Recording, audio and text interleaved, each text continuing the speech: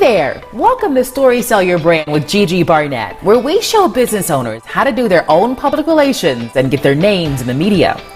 Today, we're talking about facing fear. You know, the kind that rears its ugly head in your business or career. We're sitting down with a small business owner who unveils the story of how they got past it and made an impact. Story Sell Your Brand starts now.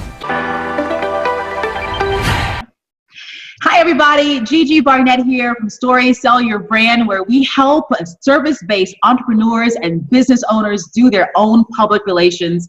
I'm so glad you decided to join us on our 5-day summit on crushing fear. All this week, as you know, if you've been listening, we've unveiled small business owners who are facing their fears in their business and in their career, and that means in their lives.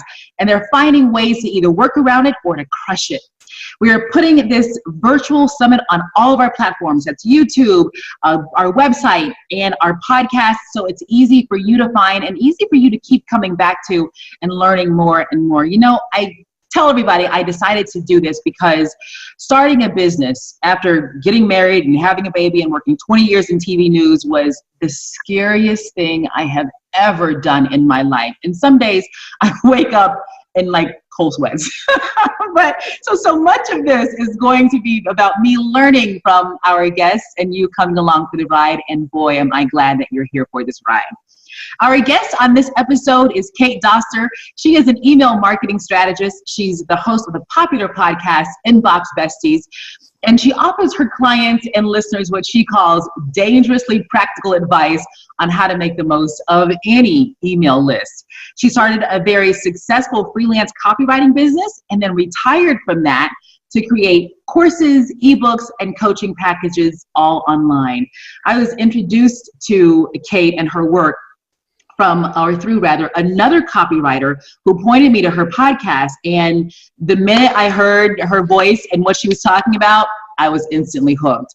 And that's exactly why I wanted to include Kate in our summit. Kate, how are you? I am super stoked to be in this summit. I think that it's a lot of those unsung fears, like just to mirror back what you said. Mm-hmm. I don't think that you're not an entrepreneur if you don't wake up one day and was like, oh, why don't I just go work at McDonald's? Like, it'll just be easier. I'm closing up shop. I will make the $12 an hour at McDonald's. It's got to be better than this. But then you're like, but then someone's going to tell me when I have to go places, and I'm not down with that. So you snap right back into it. Yeah. I mean, I was telling you just like last night, my son is teething. And it was a brutal night. And I just thought, man, if I had to get up and go into anybody's news station right now, I would just be one hot mess. But I'm glad that I'm here because you're absolutely right. It's that fear, but somehow or another, we end up overriding it, Yeah, definitely. Because where I'm from New England, I'm from Rhode Island. So it's near New York and all that other funness for all of you who are not in the States. And some of you who are, who don't know where Rhode Island is. It's near Boston. And our biggest thing is in the wintertime, like having to drive to work. One of my previous jobs was in human services, and you have to show up. If it's a state of emergency, if it's a blizzard, you have to show up or you're fired. And I was like, I would never, ever want to do that again. Ever. Wait, so you go back because you were kind of tapping into how you got into your business. So we know what you do, but how did you get to here? How did you get to Kate Doster? Okay, so feel free to interrupt me because this is like everyone's entrepreneurial story. It's a long, winding journey. So, and this is going to play really well into the fears that we've been talking about. So I was never the kid that was like, selling lollipops or stickers or had a lemonade stand, because my mother and kind of my dad, really my mom, had a very fear and scarcity mindset when it came to like money. So even though she always had enough money and she always had a healthy savings account, it was always like asking for money were bad. Salespeople were bad. All those people were like bad. Yeah. So it was a little bit of just like, I always sort of had this entrepreneurial spirit, but didn't really quite get there. So like back in the day, I was flipping purses actually on eBay. So I worked at like a TJ Maxx and a Marshalls. So anytime the good ones would go on discount, buy it, flip on eBay. And it was always like little things like that just kept on adding. Mm-hmm. So what really sort of pushed me over the edge into entrepreneurship, because like, you always kind of know in the back of your head, but you're just like, like a little too scared, ironically, since we're talking about fears, was back in 2012. I was one of those kids that like, I had a million majors in college, so I had a million jobs. I like to try different things. Right. So I had just landed a job at a bank, and they were really excited. I was really excited, and I ended up getting pregnant. And what ended up happening timeline-wise, I hadn't been there for a year. And at the time, and I'm pretty sure this law has changed, but at the time in the States, it was perfectly legal to fire me when I gave birth. They considered my daughter a disease. And they said that after I give birth, you've got 3 days to come back to work or you're fired. I'm like, so not like laid off, like fired. It was straight up termination, like fired for having her. And I had an emergency C-section. So like I literally couldn't have gotten out of bed. Not that I was ever going to go back to that company, because they had called to tell me she was born in March. And they called to tell me on like a random like Thursday in February, like I was online, like on the desk actually working. They're like, oh, you have a phone call from corporate. So I thought it was to talk about like maternity leave, like how long we had left. And like, no, you're fired. So like as soon as you give birth, you're done. No discussion. No. Okay. Can you give me a few weeks? And they were blaming it like they had like new management policy and all this sort of stuff. And like, I can't really talk about like too much about like the back end, but like they did make sure that there was like a little bit of a compensation package, probably so we wouldn't go out and sue. So I did technically end up making more getting fired than I would have had to go back to work. That's so like that worked out in my favor. And I'm like, at first, like I was distraught because I'm like, you know, both myself and my husband worked at the time. And I was like, you know, what are we going to do for money? Like I didn't really want to go on assistance and like all this sort of stuff. And the way that our thing worked out, it was just like, literally cosmic, because then it's like I just never have had to go back. So if we want to talk about that, we can. Okay, so yeah, because there are two things there. How did you said you mentioned your background of being raised? You know, this whole we don't have enough. What are we gonna? How much did that play into when your manager was telling you sayonara? How much did that play into what you were feeling at the time?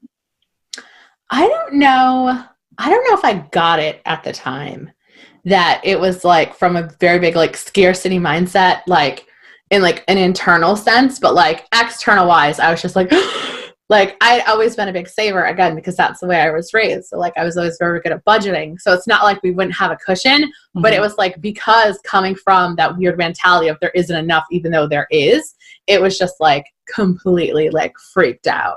Like worst case scenario, and they play the worst case scenario. And then when you actually play it out, at least in my situation, it's like worst case scenario, we have to move in with my mom.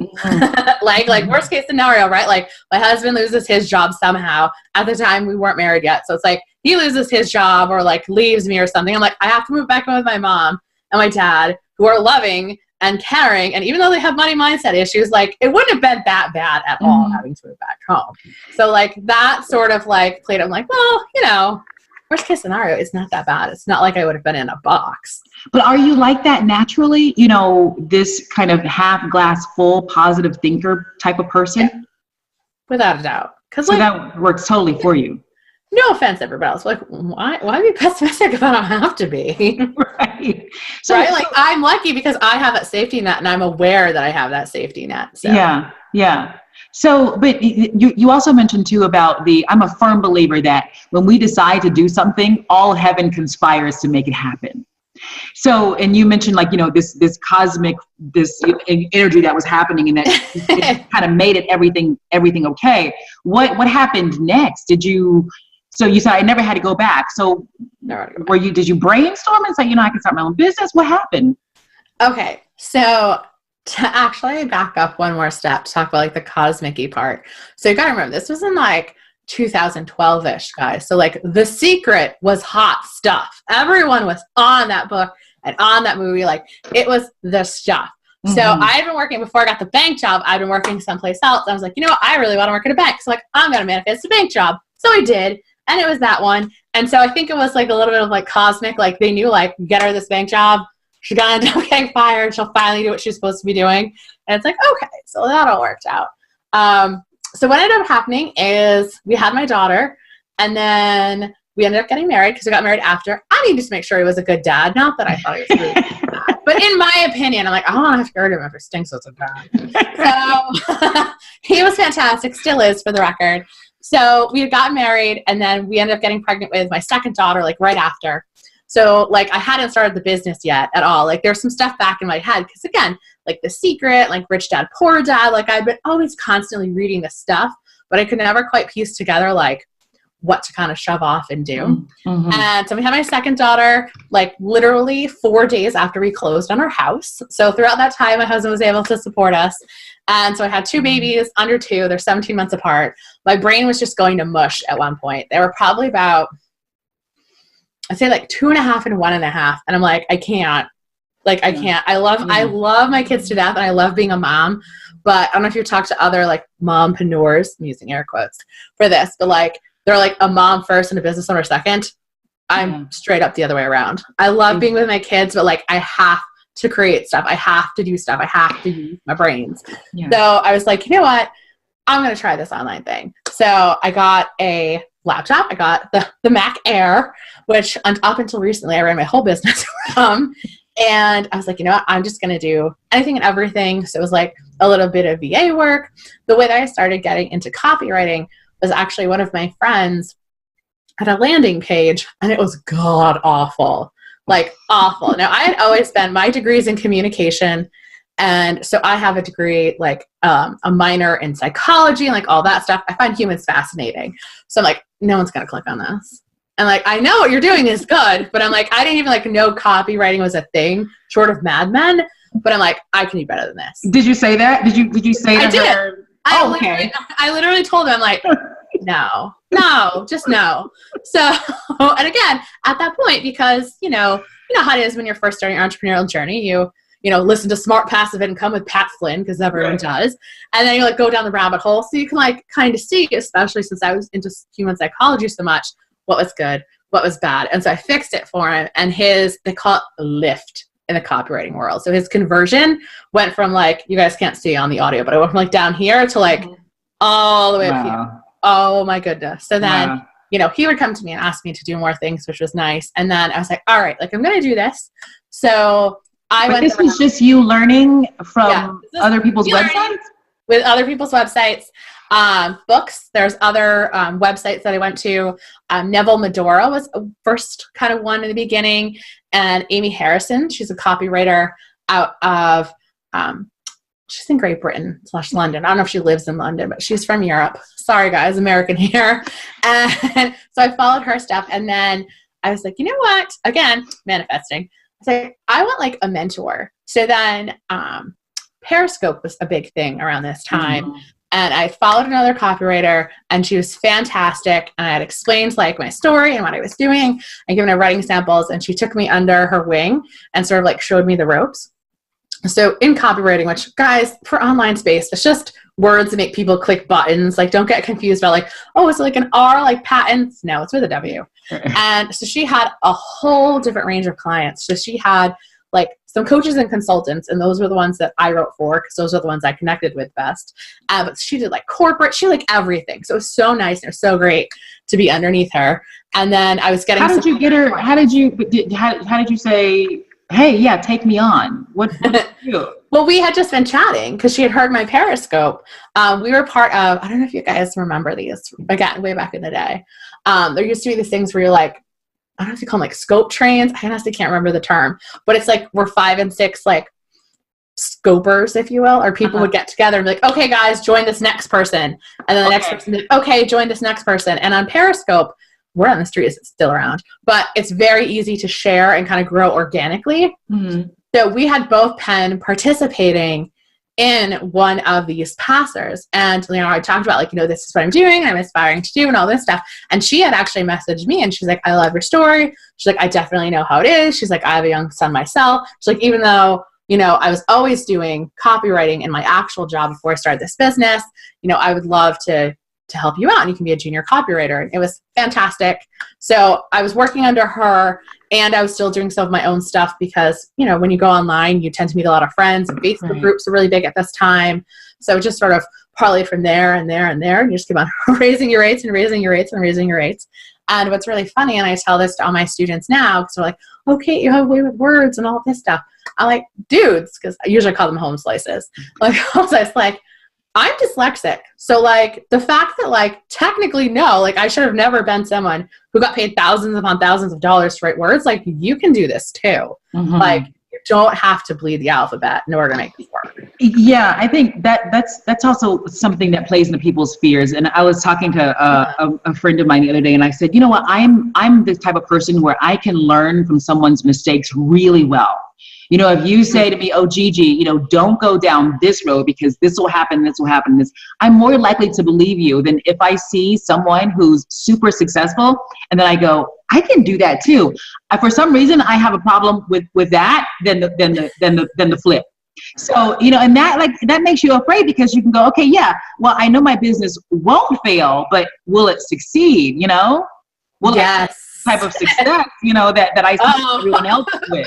We're going to get to that. So much so. And I think that's why, like I said, if I did not have that mentor, I know I would have been, no offense to anyone who's there, but like I would have been the person stuck on like Upwork or freelancers, like in that meat market, charging like, you know, $15 for an about page, like just anything to start supporting a family. But because, again, I was, I guess, smart enough or lucky enough to be able to hook up with her, it sort of helped. But I will say that where my biggest fear came, and we'll talk about some other fears in a second, because this is at every level, was always around pricing. It was like to the point where it's like, even though like ironically, like copywriting is one of the most lucrative things you can get into because we're the rainmakers, we make it rain. Right. So it's very easy for us to be the most profitable person in the room. So I still just all the time, like, and I would end up like undercutting my prices, not to like compete with those, but because, you know, am I worthy? Is this good enough? You know, I was having one of my friends like doing my proofreading because again, like with the dyslexia thing, like my D's and B's, like they're the same, but it's like, you know, you forget S's and so's, you know, this will helper words. So it's just like, I never wanted to charge that much. And the mentor was like, she's like, under me, she's like, I know that you're getting a really good rate, but she's like, when you go out into the world and it is your name, you need to start charging more. I was like, no, I can't. She's like, yes. And it was just like, again, because of the mom that had that lack mentality, that even asking people to donate to like your charity drive as a kid, like remember those jump rope-a-thons, was like stealing from people. Or like if you sold Girl Scout cookies, like she always had this thing where like people were out to get your money.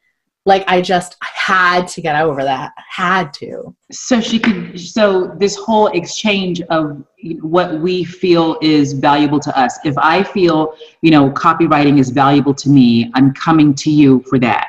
And then the exchange is either, you know, whatever it is that you say the copywriting is worth, right? So your mom didn't feel like the exchange was equal or worth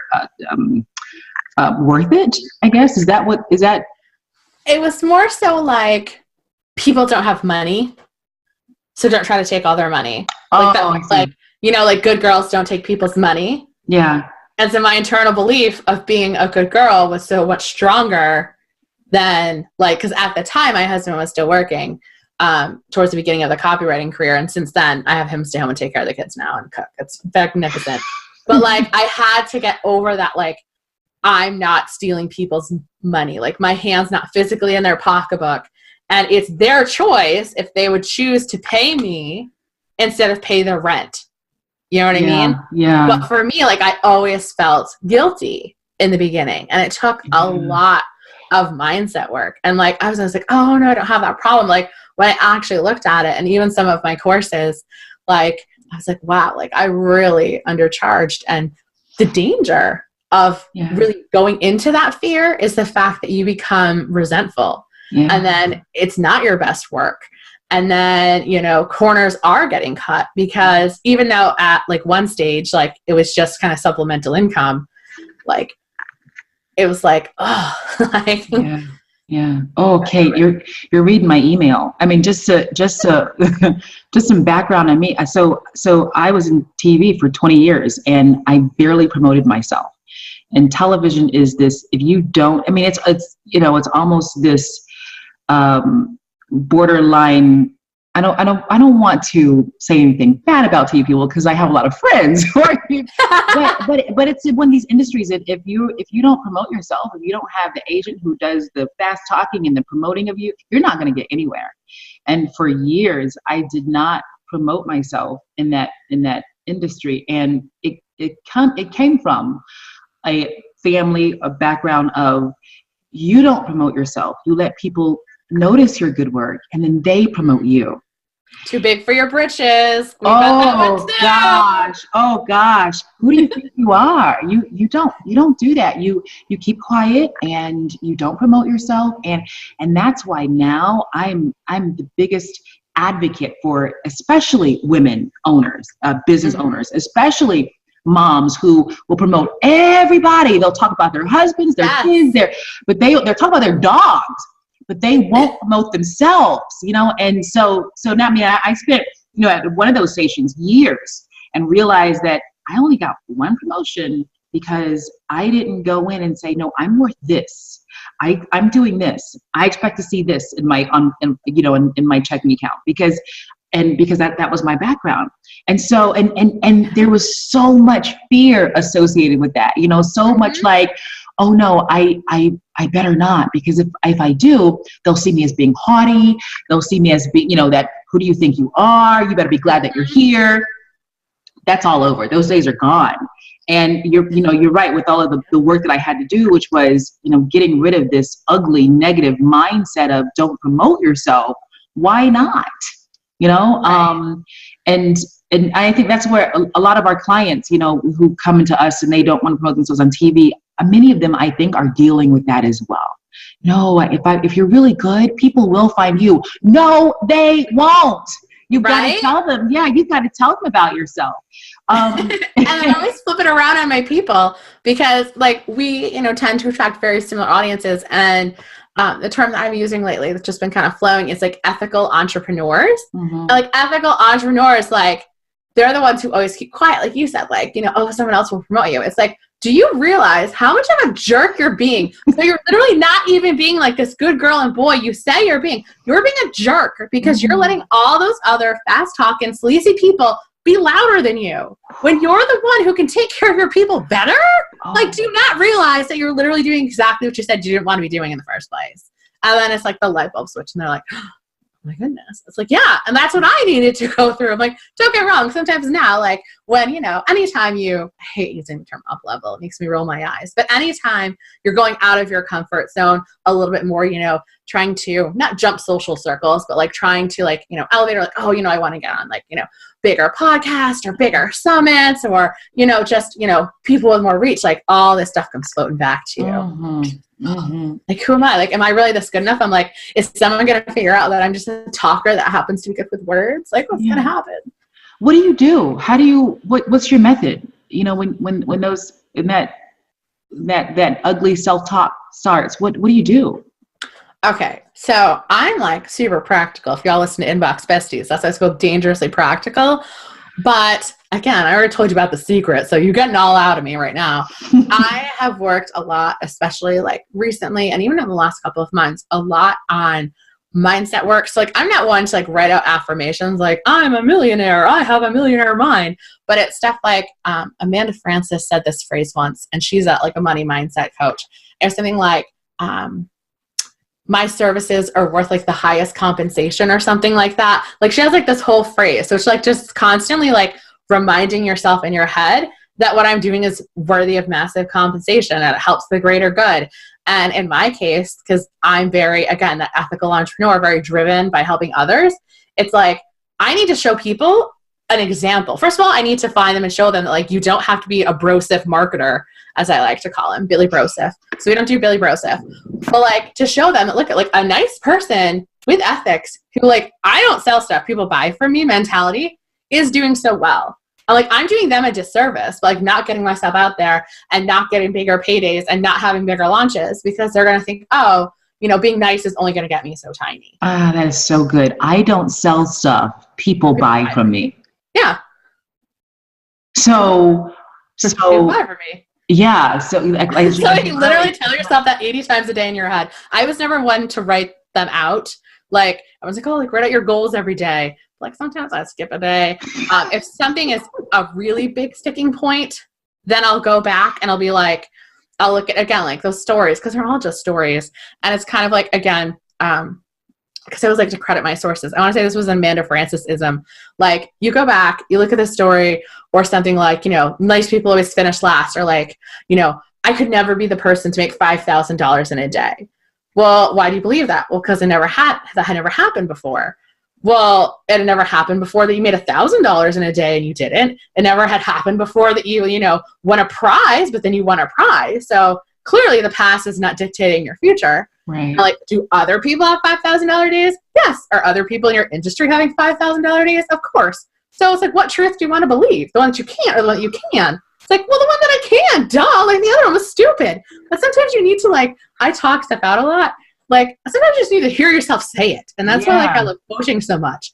And even with my clients, I'll literally just, like, let them go. And then they end up coaching themselves. Yeah. I'm like, we'll go through training people. Like, yeah, like, this is it. Yeah. I was talking to one of our other summit participants, and she was saying that very similar to yours. Yeah. That she thinks, okay, if I'm believing this lie that I can't make $1,000, right? Yeah. Follow that path. I can't make $1,000. I can't make $1,000. I can't eat. I can't, you know, go and pay my bills. I can't, you know what I mean? I can't. So where does that lead you? That leaves me broke, busted, and disgusted. Is that where you want to end up?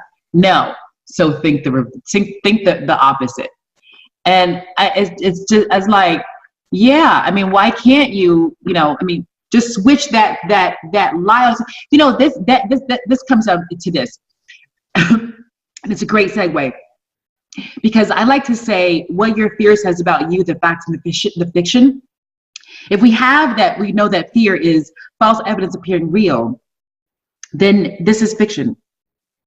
So then, if it's telling us a lie, what is the fact? If it's fiction, someone wrote it. Yeah. Fiction, someone wrote it. So why can't I be the author and rewrite it? Yeah. Yeah. It just, when you look back at that, at the fact and fiction of the lie or the fear, I should say, what does it tell you? Those things that you were believing. It was a lot of junk that wasn't mine. It sometimes, again, because I like to think that I have a nice mix of like the right and left brain. Like it wasn't logical. It's like, am I going to get hurt? It's like, no. And that's like, well, your ego is bruised. Well, like, why does it matter if your ego is bruised? And then it's like, well, you know, because maybe like I'm not good enough, or maybe that I'm a fraud. And so then it usually, anytime you do any of this mindset work, it usually always comes down to that one of like, you know, you're enough, you're worthy, you're loved. And it's like, once you kind of like get that, you can sort of like ball yourself up there. But like, as you keep peeling back the layers, that's where it goes to. Mm-hmm. And like, just on a very, again, dangerously practical level, when it comes to doing anything that like you're afraid of, like, you know, reaching out, like pitching podcasts, or like you do, like going on the media, like really practical stuff, guys, like listen to the song, like pumps you up. Like that's why I tell my students, I love your list, my email marketing and copywriting course. I'm like, before you write your sales email, put on that song, like literally like dance around like a total idiot, like no one's watching, because people can feel your energy through the keyboard. Like, I don't know how it is, but like you can feel desperation, but you can feel excitement just the same way. Yeah. So like literally trick yourself into being pumped up, people. Yeah. Trick yourself. And there's still some days where I don't trick myself enough to be able to do it. I'm just like, oh, like other things take precedence. I have one of those now, procrastinators, I guess it would be, where it's like you just— What is that? Procrastinators? Like you just put other like busy work on top of it. It's like, oh, well, okay, so I'm going to email, so I'm going to talk about media. So it's like, okay, like if I said like a big goal of myself, like I wanted to get like interviewed on a television station, then obviously like I need to start pitching people and reaching out. But, you know, I also need to set up my Instagram for the week. And I really wanted to redo that course video, calling that false thing, pretending real. Like we procrastinate. Oh my gosh. You want to make money. I'm like, get out of your sidebar. No one freaking cares. Go do something to make cash. Oh, that's excellent. So these are people who are getting ready to get ready. Yeah. Procrastinate. Lying to themselves, more false stories like we're telling to themselves that other stuff is important or that they have to do it. It's like if you're a business owner, you have to make money. So like what you should be doing is reaching out to 3 people, but it's got rejection. So they're playing in that whole safety thing. Well, somebody might find my Instagram story or my Instagram post if I just use the right hashtag. So let me go research hashtags and I get an idea for a freebie. And I was like, oh, I don't want to post on Instagram because I don't have this freebie yet. So I'm not going to make this freebie. But, oh, wait, I don't have a product to promote with this freebie. So then it's like, dude, just stop. Quickest route to cash. But unfortunately, quickest route to cash usually has a little bit of fear attached. So. Yeah, absolutely. Now, this take action method, this take action mode, are you a natural at that too? Or did you have to work up to that? My old age, granted, I'm all of 34 now, as I'm thinking. Could have been 33, so I have to think. In my old age, I have lost the ability to sit still. Really? I don't know if it is because of hanging out with other entrepreneurs who are like movers and shakers and like action takers like you, and like listening to like your podcast and just feel like, so I always have that energy sort of coursing through me, or because of the fact that like I try to live so high vibe because like I genuinely love what I do and I am ridiculously obsessed with my people that I help, like ridiculously. It's kind of sick. It's just like I will stalk you to the ends of the earth to make sure you get it done. So it's like I'm just like always up here. So it's like I've got like, a 30-minute limit on sitting down and like watching television. Like I can sit down and meditate. Like that's fine because I feel like I'm doing something, but like I can't just like zone out anymore. Where it's like before, like definitely had a little bit of the slacker mentality. Like I always got A's, but it was like always at the last minute, never really had to put any effort. And I always sort of admired those people that were type A. They're like tightly wound, like got up every day, 5:30, ran, like did this, had their protein shake, did their journaling, mindset work. Like I can't be that regimented. I say I'm type B personality. I'm like, I'm pretty woo-woo up here, woo, but I'm also like grounded as well. So that's a great lesson too that you just mentioned. Is you mentioned the mentor, and you also mentioned the having other like-minded people around you. To kind of help you know it. even if they don't know it. So like if you need to be like, Gary Vee is my best friend and he doesn't know it, or Amanda Francis, or like this podcast, or like Inbox Besties. Like I have so many people that are like, I listen to your podcast and sometimes I listen to the same thing over and over again, and it's just like I just feel like I know you and I just get amped up and I go. So I feel like you need to, even if it's not with physical people around you, you need to surround yourself with that energy. If you surround yourself with people who are fearful or who are not taking chances, and this is another one of like the mindset fears that I had, we can definitely talk about it, was no one else in my like physical environment around me. Although ironically, my mom became an entrepreneur, but whatever. Rubbed off on her. Right? Ironically, who also cannot stand still. She teaches Tai Chi now, but whatever. And she's like super high in demand. Again, I guess people buy from her. She doesn't sell. Like, that mentality, like she literally like can't give away classes fast enough, meaning like to other instructors because no one wants the other instructor. But it's like none of my friends do this.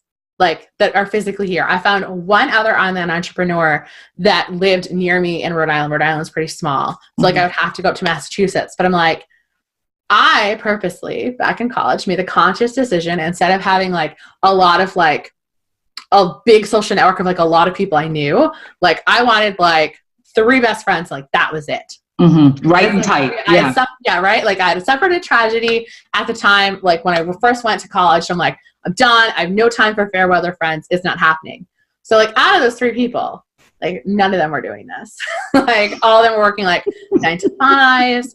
A lot of them like, God rest their souls. Like they're not necessarily making a lot per hour. Cause again, it's a lot of like that social services, the retail management, like very much of those giving jobs that aren't fairly compensated. So it's like, are they not going to want to be my friend anymore? Really? And then like, for not that was ever an issue, as I said, they're like, we don't care about your money. You're like, am I going to be too snooty for them? Like too big in my britches? Yeah.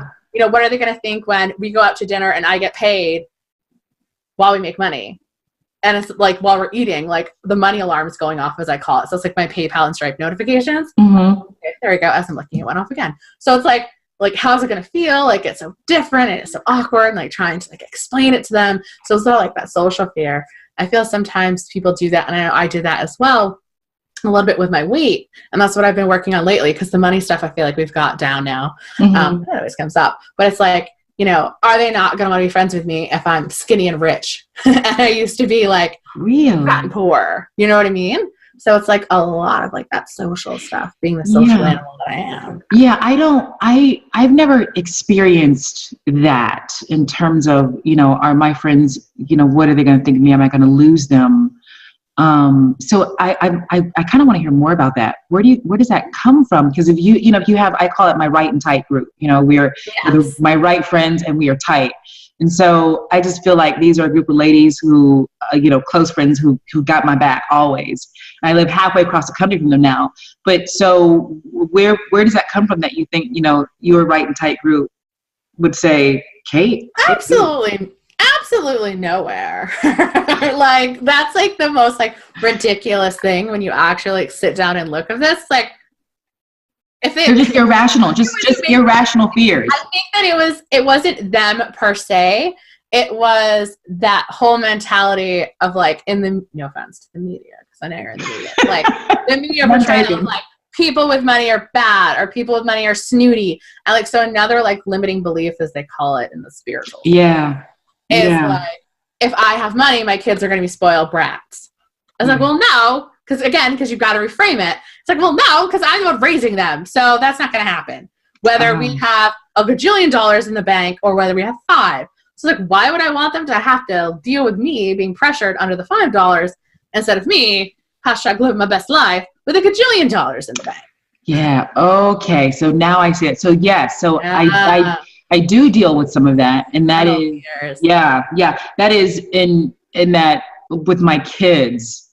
I think, oh gosh, if this business gets out of control, right? If I take on too many clients, if I have too much work to do, I'm not going to spend time with them. I'm not going to be able to spend time with my family. I'm going to lose them or sacrifice them for this business. And that's one thing that I'm determined not to do. But that's just, like you said, an irrational fear. That's not, I have no basis for that. Yeah, like you've seen it in a movie or like a Lifetime show or in a TV show, because the working mom, who's like usually like the lawyer or the boss, like they just work in corporate America, always seems to be cold-hearted and her kids hate her. But like what you're forgetting is if your business does get out of hand and you do get all those clients, you've got the cash to hire people to do all this stuff for you. So now you're never posting on Instagram. Now you're not going grocery shopping because mommy's love doesn't equal going grocery shopping. And that's what you ask grab it for. What mommy's love is that you spend quality time with you. Like, I'm in a launch right now. And so even though my kids are 7, one just turned 7, and the other one is 5, like, I sat down and explained to them, like, this is how it's going to be, but I will always have dinner with you. I will always have story time, and we'll always do this. So they know that my work hours might expand a little bit, but they know that they're loved and they know that they're supported. And I also think that they're money magnets, because I'm like, I don't want them having any of the messed up issues I had. So I'm like, I'm gonna money mindset them now. So like now, like, if there's a contest at school, they win, and I'm like, well, that's because we win stuff. So I'm like trying to like put in like all like the best beliefs I possibly can. So I would love to see the next generation of kids, like with your son as well, like with growing up with such, I don't want to say tapped in parents, but like tapped in parents, like that get this whole like mind game is really most of it. Like, they're going to be ridiculous. Like, awesome. Yeah. I mean, my husband and I have worked hard on that too. Yeah. And it's just the trying to rework that wiring, that we're dealing with too. Are there any, gosh, there's so many great lessons that I still get afraid. I just gotta know how to deal with it. Like I said, I gotta catch myself. That catching yourself is the biggest one, and not being mad at yourself. Catching yourself for that procrastinating and whatnot. Just nip it right there. Yeah, but like the kids, like it's just like I'm so excited for them. And I started getting my husband saying these phrases, and he was like so super unwoo before. So it's like, right. I think he likes the benefit of like having him home. So I know we didn't necessarily talk about this transition. So just kind of put a bow on the Kate's past story as I'm airing out everything. Yeah. I mean, having the mentor, we ended up parting ways, but not parting ways for anything bad. It was more of like, she let me go because she's like, she could see it. And so she's like, she would be like asking me, she's like, do you have time for this? And I'm like, oh, I've got this client and this client. And so she'd keep on popping every once in a while. And we're still on amazing terms. I still tell everyone she's the best ever because she is. But like, again, it was that mentality of like, I'm making so much money. It's like, but I'm stressing out because like things aren't happening at the house. And at my husband's job, it wasn't like, I was like, okay, retire. It was, he had gotten an opportunity, like he could transfer to a new location or he could come home with a compensation package. And I'm like, oh, remember that compensation package I got in my life and so much better? I'm like, you should take a compensation package. Right. He took it and he hasn't had to go back since. So you mentioned your launch that you're doing this week and that you had to tell your girls, hey, mommy's going to be working a little bit more this week, but I'm always here. What the launch, what's your, I guess, fear looking forward now, because your business is growing like wildfire? Right. So my biggest fear, and this has been, again, like I really wanted to work on 2019 being the year of like no limits, because my biggest fear, I had that fear of success that we were talking about, which is weird because it's like, oh, do I want to be seen? Because then it's like, well, it's a fraud. And then I'm like, no, like I'm good at this. So it's like, you gotta like, keep on like leveling with yourself, but that now I'm good at it. Like that voice, it took a while to get it really strong and to have everything sort of aligned. So for this year, like the issue that I had was setting goals and missing them. So I don't know if any of your people have this lovely cocktail of fear of success and fear of failure. And so when you actually sit down and look at it, like it's really interesting. And then you just realize it's kind of stupid and you just go for it. So like I wouldn't write down like a monetary goal because if you're like, oh, like I can't say that I want like a 10K launch because then like what if I don't hit it? And then again, like going through the mindset work and hooking up with other mentors and people that, I don't say have better, but have like higher vibes when it comes to money around myself, that really helped.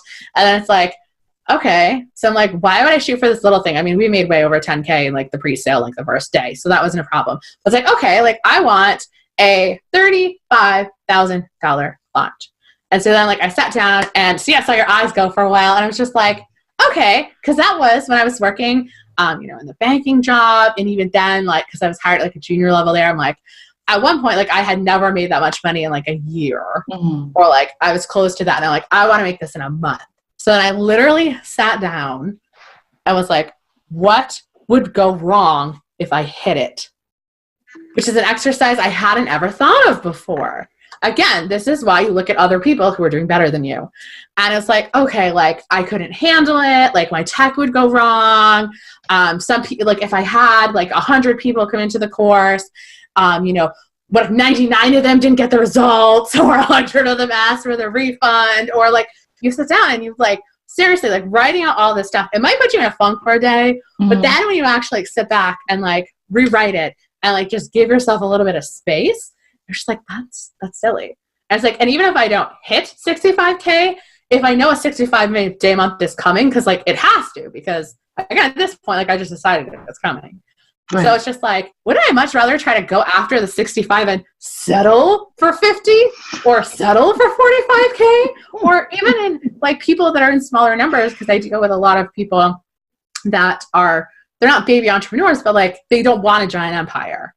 They just want like, they're small people. They want to make, anywhere between 500. I know it sounds like a little, but it's not, it's a lot. It's like 5,000 a month consistently. Like that's usually like the range that they're looking for. So it's like, if your goal is, 500, like, can you shoot for 1,000 and then be happy when you get 5? This is all about knowing yourself.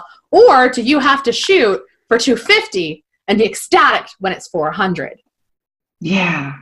So you got to kind of figure out yourself here. And that's why we talked about how literally, and like, I never believed this. I thought everyone was like full of garbage. I'm like, mindset, whatever. You go and you do the work, you show up hard. Like, no, it really is. Yeah. It really is. And it's like 85%, 90% of almost what you're doing to some, because you know what you're doing, but you got to get that mind together. Like writing copy is, and I never said this before. This was the first time I said it was actually yesterday on a webinar that I did for the launch. And I'm like, honestly, writing sales copy is 95% mental and 5% the words that you pick. I'm like, granted, most people really blow at that 5% and that 95%. So even if you take 2 of the tips that I got here, you're technically already in the 1%. So I'm sorry, everyone, you're 1%ers. Deal with it. But it's like when you go that extra mile, and so that's what I try to teach them, because my whole philosophy, and I won't swear on the show, we'll say like a boss, but when you make a person feel like a boss or a bad A, well, amazing things are going to happen. Yeah. So it's like, if you're not spending all your time doubting on yourself and just like, how can I make that person feel like a total boss at what they're doing?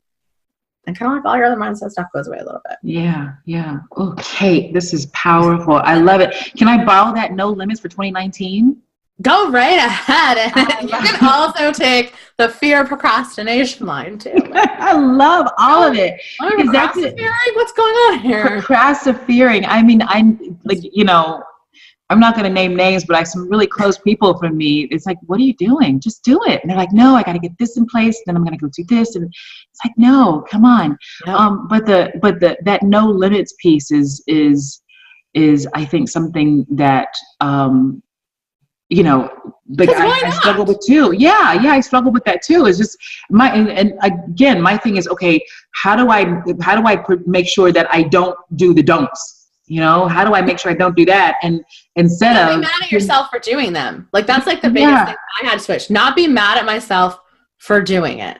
So like when I catch myself procrastinating, I'm just like, Kate, no. Yeah. And I just go. I was like, oh, I'm such an idiot. I'm such a loser. I can't believe I wasted this whole day. And now like my 65K is never going to come. Because y'all know we have those spiral moments. Right. They'll come. But now it's a lot more of like not being mad at myself for being a person. Yeah. A person who's their own boss, who's helping other people, who has to worry about things like taxes and foods and insurance and all that other fun stuff. Like, I'm allowed to be a person and just want to play Canva for a half hour. Yeah. Oh my gosh. It's okay, Kate. Yeah. And and it's kind of, and I don't want to say that it happens more to women than men, but just being a woman, you're like, yes. I mean, just being a woman, and we can be, Debbie Downers on ourselves all the time, much more, I think, than men can. And then you add in the competition and what you didn't do and why and it all leads to you're a bad mom and you're never going to make this business work, and it just you're just compounding that. No wonder you're afraid. No wonder you're so scared that you're paralyzed. But that no limits piece of saying, I'm going to allow myself this 65K. I'm going to allow myself to reach this. I'm going to, open the door and let it come in. I mean, why wouldn't I shoot for it in April? Yeah. Why wouldn't I shoot for it in March? Oh no, it came to me in June. Like, I'm not going to be ungrateful if it came in June instead of coming in April. Like why not? And why not?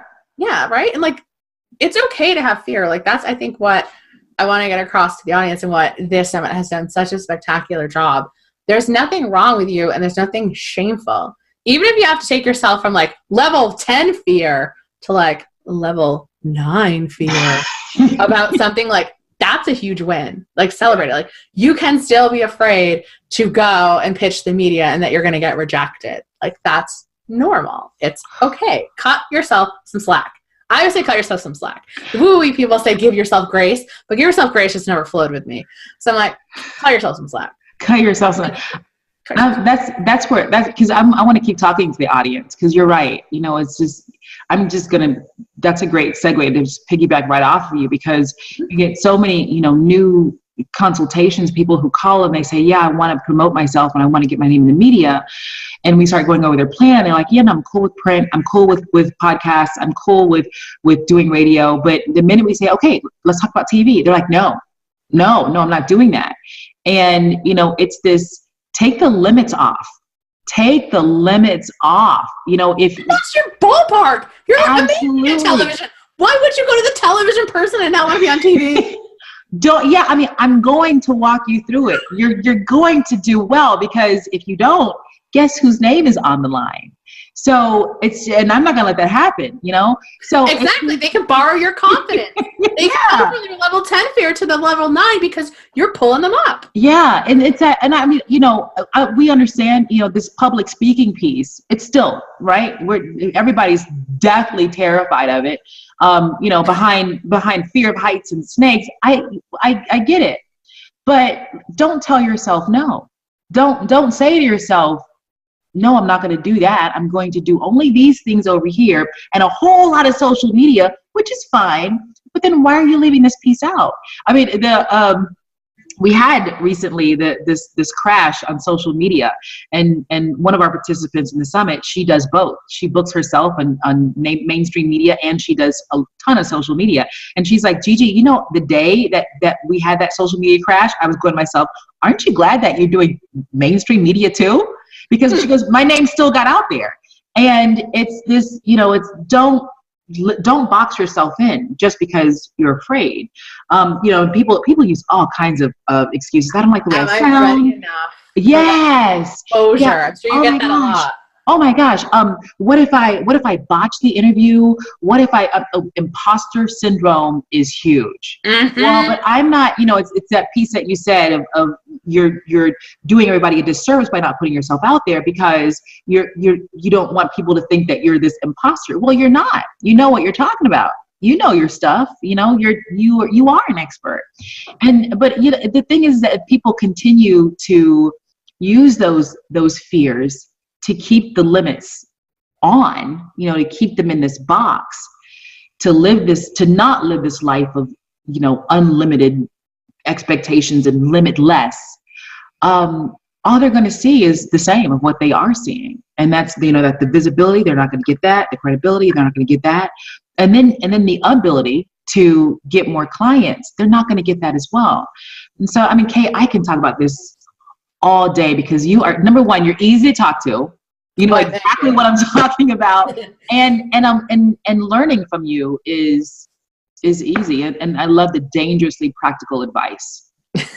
We try to mix both. Like I said, this year, and I know you definitely do this with your audience as well, is like anytime like we learn something in secret, we implement it, and then we go back and we tell everyone. And that's why this year on Inbox Besties, we had a really big push. And like when I revamped my program, Love Your List, it had a very big mindset portion. I wouldn't necessarily like call it mindset, but it is. It's like, I realized, because I'm like, well, what is this thing like missing? It's like the people need to be pumped up. Because like, why are like this Gary V's or like the Amanda Francis's of the world? Like, why are they so big? And I'm like, it's because they pump people up. Yeah. They pump people up and then they give them stuff to help them go further. And so like, that was like the biggest thing that I tried to bake into my trainings and into my podcast now is a nice mix of the both, kind of insecticizing it. And like, they'll never know, but like, yeah, I could talk about this forever. And I'm sure, especially with you, because I was just thinking about it. Because again, limiting belief or story or whatever you want, fear, however you want to call it in your brain, when you're talking about going on media, I'm like, oh, I could talk to people all day. And then it's like, oh my God, but like, how does my body look? How does my face look? Like, I never do my makeup. Like, I'm large. Like, you know what I mean? So it's like, I'm like, when it comes to the television, you probably have a lot of fears that you have to go over with your clients because everyone's afraid of being judged. And that's really how it is when it comes to the inbox, because yeah, people can leave you trolly comments on Instagram or just not heart you. But for a lot of people, when their tribe is smaller and they see that unsubscribe because they sent an email they worked so hard on. Some people it took hours and they call it pure value. Although, spoiler alert, everything's a sales email. About that learner. And then someone unsubscribes, it's like the self-worth gets hit, which is just like that fear. It's like, no, they're literally making space for someone better. Or it's like, have you ever not gotten to like that point where you're just like, I'm unsubscribing from everything. I don't care. I'm like, the person literally could just be doing a spring cleaning of their inbox and now everything's gone and they'll be back in a month. Let me tell you a secret about the television part. And it's what I know, it's what my team knows, but here's the secret is that when people go, okay, I don't like the way I look, I don't like the way I sound, and it's all, it's all the aesthetics, the outer portion. Here's the secret. When you get on television, people actually like you more. You know why they like you more? because you've done something that they perceive is really hard to do. Mm-hmm. So people think, getting on social media, pick up your phone, you can get a million followers, right? Just behind your phone. But to get on TV, people think, ooh, that's really hard to do. Or they think, how did she do that? Or who does she know? What connection does she have? And then when they see you speak and talk and they see you demonstrate your expertise, they like you even more. And that's the secret. A lot of people don't know. They think people are judging them. What people are really doing is because they're on that spot, because they've got that position, people really like them more. So that's what I tell my clients. Some of them I do, because some that I get, they're like, okay, I'm ready for TV. And then others we have to really, the majority of them we have to pump up.